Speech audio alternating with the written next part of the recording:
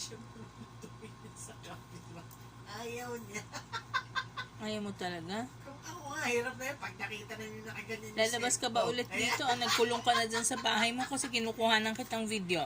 Ganyan yan. Makita pa lang yung Dali nakaganyan na, yung videohan cellphone. kita. Papakita natin kay Tita Nea mo.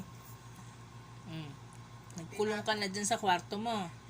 Wala ka nang balak lumabas. O, diba? Sobrang hispal. Oo. Ano? Lalabas ka na. Ano? Ano Ang gusto mo? kanyang mga... Suway. Ay, wala. Nawala. Dali, ano nangyari? Si kuya, ayan o. Patay, namatay. Busog pa yan. Oh. Pahandusay na agad. Bed ka na, dali. Bed. Ayaw mo mag-bed? Nandiyan kayo eh. Bed ka muna, dali. Oh, bed. Napakadaming toys sa bed.